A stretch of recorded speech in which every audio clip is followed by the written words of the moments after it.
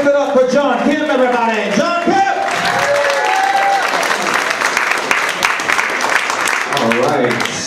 It is good to be here, guys. It's good to be here.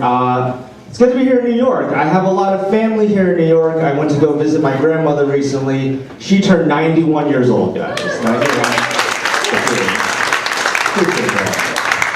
91. I didn't know how old 91 was, okay? Like, to give you a reference, I went to her apartment and she has this old black and white photo of herself hanging on the wall. This is a photo from like way back in the day.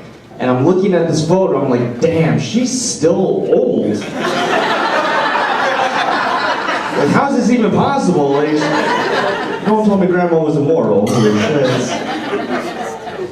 I got to see a lot of family members I hadn't seen in a while. I got to see my brother-in-law, who's doing very well for himself. He recently was featured all over the news because he performed 3 heart surgeries in under 34 hours, which is insane, right? Because I've played the board game Operation. I'm confident I cannot do that, guys.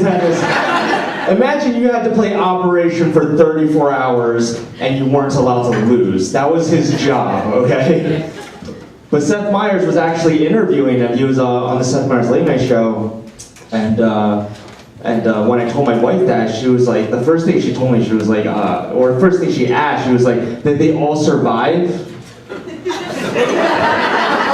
That's a good question. I didn't even bother to ask, you know, like, it wouldn't be nearly as impressive if, like, we lost a few along the way, you know? Like, if someone was interviewing him and being like, oh, so how are the patients doing? Did you follow up on them? And he was like, well, after the first one, I was just so tired. I was mainly going for speed, you know?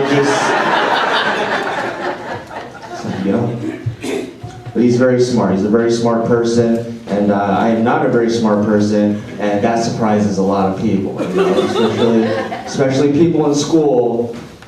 A lot of classmates got mad at me. They would like copy off of me, and they would still do bad. And they would look at me like I broke a silent agreement. They're like, "What the fuck, man? You're you. Just keep being you, you know." No, but there's a lot of distractions, man. There's a lot of distractions.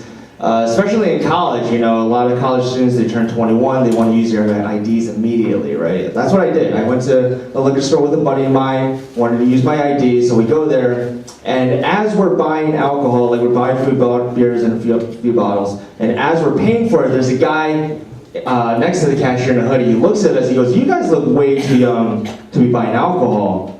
And my friend has a big mouth, and he goes, well, it's none of your fucking business, dude. Like, damn. And then he pulls out his police badge, and we look at each other like, yeah, it's kind of his business, you know? So we give him our IDs, and we have nothing to be scared about because we're both over 21 at this point, right? So we give him our IDs, and my friend's been over 21 for a while, so he checks out, and then he checks my ID, and he's not sure what day it is, you know? So he's going through his phone, checking it out, and he finally figures out it's my 21st birthday, and as he's giving back my ID, he goes, you know, you're very lucky that you weren't here yesterday. I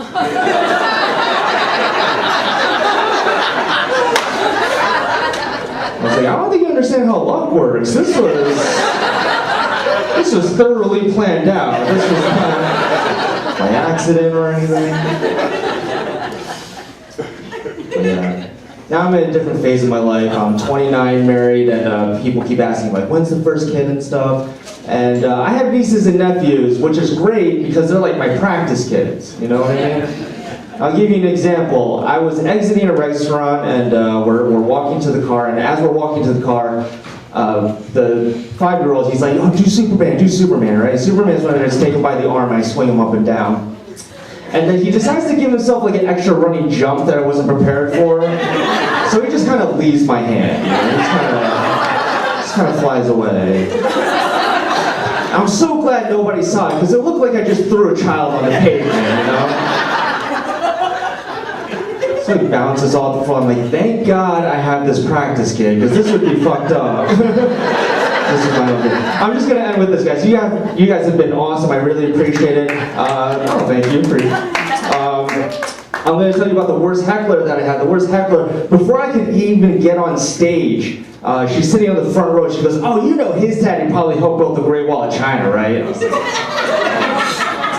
I wasn't even taken back by the racism. I was just taken back by her stupidity, because I was like, listen, the Great Wall definitely wasn't built in the 1970s, okay? And I'm 100% sure it wasn't built by Koreans, because that'd be great.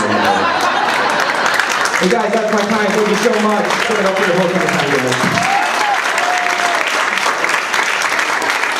Oh my goodness, John Kim. Give it over to John Kim.